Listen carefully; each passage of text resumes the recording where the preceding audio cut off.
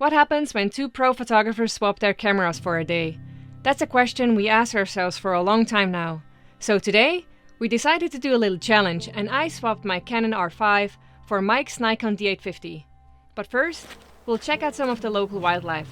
Some friendly and some not so friendly. Well, Chris just saw her first rattlesnake. It's actually coming right here. Check this out. So it looks like she's not too bothered by us. They'll definitely let you know they're upset. So I'm shooting at 24 millimeters here, so you can tell it's pretty damn close. So it's starting to coil up, so I'm gonna get back a little ways. Getting away. This is actually Chris's very first rattlesnake. She's been here for a little over a year and a half. Let's take a look at that little tail there. So it's always good to give them their space, let them come to you. So we kind of got in front of her, or him, I'm not really sure if it's a boy or a girl, but we got in front of it and just let it come to us, and that way it wasn't alarmed, it wasn't coiling up and rattling. You know, when we first got there, it kind of shook a couple of times and was coiled up because Chris walked in and didn't really see it right away. You guys can see it's pretty camouflaged, so. But as long as you just kind of move slow or don't move at all, they calm down and they relax after a little bit, and they'll just kind of wander off and do their own thing. So beautiful, beautiful snake there. Chris's first one, our first one of the year, and Chris's first one ever. Wasn't a real big one, you know, it was about 3 feet, 3.5 feet, something like that. So it was a little guy, but it's pretty cool. How was your first rattlesnake experience? Well, it for sure woke me up. No, it was pretty cool. I like snakes, so it was fun to finally see one out here, like a bigger one, like a dangerous one. Yeah, it was cool. So, and the first, you know, wildlife shot Chris has got with my camera, of course, the D850.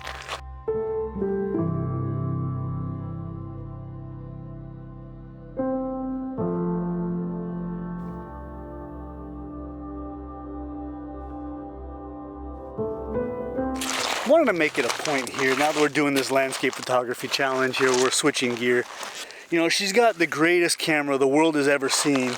So the real challenge for her is to take a bad photo, really, because it's just hard to take a bad photo with that camera. But it's kind of cool though, she was able to get a long lens shot with that snake. So anyway, that was pretty cool. And now we got to find some landscapes to shoot. It looks like it's going to be some high altitude clouds.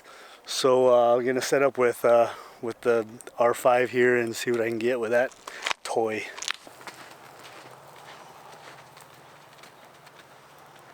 After running around here, I walked from all the way over there, all along this river here, to like, I don't even know, like over there somewhere, and now came back up here and finally found a spot. I had to dodge a lot of people. There's a lot going on today. You know, it's the weekend, so people are out having fun, enjoying the river. So I just set up the D850. It was even a struggle to to get the lens on, because the thing works the wrong way around, or I guess the other way around. Which way is the right way? I don't know, but it works the other way around, so it took me a few seconds to figure that out. So now I gotta figure out my settings and where to change stuff and shoot at ISO 64. All right, we've been walking around for a little while. Chris went further down the river. I found a spot that I really like.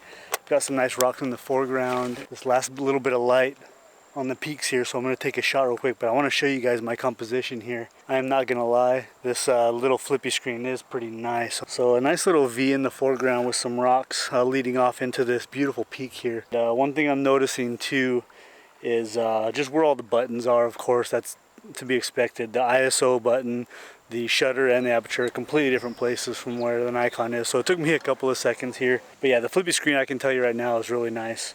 Where do I see the histogram? Where's the histogram? I have no idea. Menu?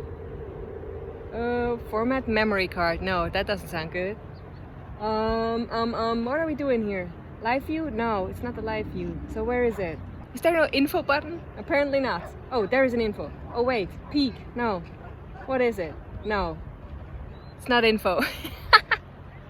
Still looking. And then you cannot just click on the things and change them, because it's not, a touchscreen is not meant for that. So there's no like menu touchscreen. I feel like I'm back in the Bronze Age here. I should have paid better attention when Mike was shooting his camera. So one thing is, I don't know how her filters work. I didn't want to screw with them. I've already tried to mess around with the camera enough. So I just took the the 6-stop, put it over the lens and held it there and took a shot to smooth out this water, which helped a lot. It's an absolutely beautiful shot with that water nice and smooth. Gave it about a 5-second shutter speed. I didn't know, like I said, I was trying to mess with her square filter system, and you guys know that I shoot the round ones that they're magnetic, they screw right, or they clip right in.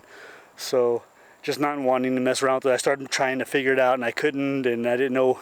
Anyway, I just got frustrated, plus the light is fading, so I had to just quickly throw it over. So my magnetic filters are so much faster, but that has nothing to do with the camera. The camera itself is fantastic. It's very easy to use. The touchscreen's nice. The focus is super fast. I'm using the 17 to 40 f4 EF lens with the adapter on it. It's still really nice though. It's super fast autofocus. Another thing is I'm doing a focus stack, a 3-shot focus stack. So one in the very immediate foreground, one at the rock kind of in the middle, and then of course the background. Just using the touchscreen on it, so just being able to look down and not have to kneel down.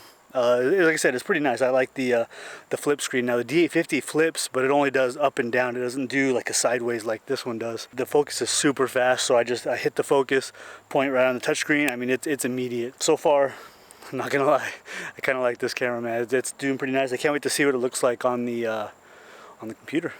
Hey Siri, how can I get a 2-second timer on the Nikon D850? Okay, I found this on the web.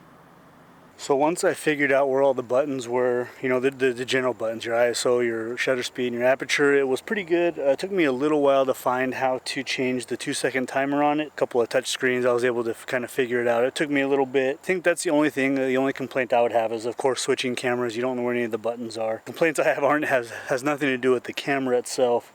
But just getting familiar with it and using it for the first time. And do love the flippy screen. That's a big selling point, I think, for anybody looking for a new camera over the D850. I think as far as image quality goes, of course I haven't got it onto the computer yet, but it's a similar megapixel and dynamic range actually than the D850. It's almost exactly the same, and so I'm expecting it to be similar. Now, just looking at the back of the camera, the display, the resolution on the display itself looks to be even maybe a little bit better than the D850. I don't know. I'd have to look and see. I'm not sure what the specs are.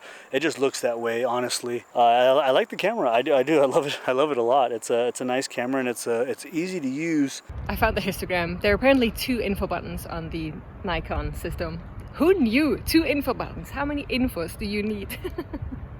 Anyway, I shot my first panel here, and there's just the moon is just rising now behind the Superstition Mountains, so that looks pretty cool.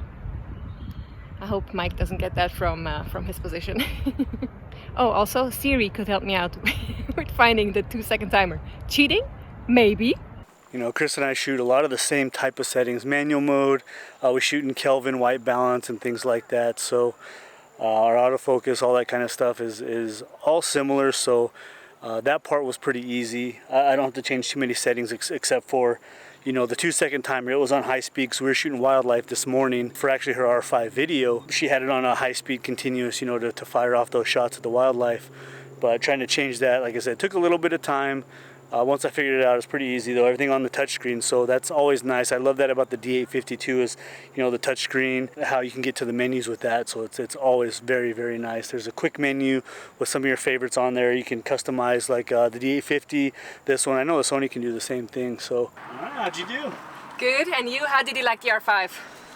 Well, I don't know. I mean, it's fine, I guess.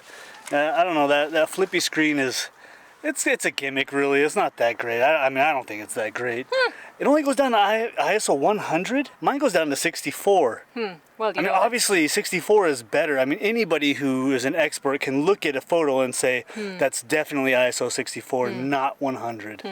Absolutely. So anyway, the real question is, what did you think about the world's greatest camera? I don't know, because you were shooting it. Alright, we're going back on the computer and let you guys know what we think about the files and check them out and talk a little bit more about the Nikon D850 and the Canon R5. So I want to talk a little bit about the file here. But first, Chris and I both laughed all the way home after she told me she used a Hey Siri to find the 2-second timer. So anyway, I wanted to talk about this file here in this photo, which I'm extremely happy with. And I love the way Canon handles the warm colors in particular. I think I didn't really do much to it, but the one thing that I have noticed, the Canon files in general, her 1DX had the same issue, and that's noise with long exposures. You know, I was shooting at ISO 100 and I noticed in my long exposure in the water, there's a bit of noise there and some hot pixels. And I noticed it in Joshua Tree last month, noticed it with their 1DX when we've shot night photography, you know, before. There's a lot of hot pixels. I had to do a lot of work to reduce the noise in the water, because what I did was I combined my focus stack without my filters, and then the one filter shot that I took that was about a 5-second or 10-second exposure, blended that in, you know, afterwards. It's kind of a mixture of like 4 photos here. I'm not sure if there's something like a long exposure noise reduction might change that. I know with my Nikon I don't have to do that, and I noticed that I don't have the hot pixels that the Canon does, but I wanted to touch on that. But the ease of use of the Canon was really nice. You know, like I said, the touch screen feels like the way it should be, I think, when you're using brand new technology. You know, the D850, when it comes to technology, is already outdated. It's only, 3 or 4 years old. It's not old at all. But I definitely can tell a difference using the R5. You know, just the speed of everything feels like it's new technology, you know, which, like I said, it should be that way. You know, the end result is still great. I didn't notice any difference other than the long exposure noise, and I think I would have got the same thing with the D850, so I don't have any complaints there. The photo at the end, though, I mean, I love the result that I got. You know, you can see a lot of triangles in this photo as well. I think that is very pleasing to the eye, and it's very balanced both compositionally with the light and also the colors, you know, the warm and cool tones in the water and the mountains. So I think it worked out really well, and I'm very, very happy with the photo. All right, guys, thank you so much for watching. That's going to be it, and we will see you on the next one. Bye.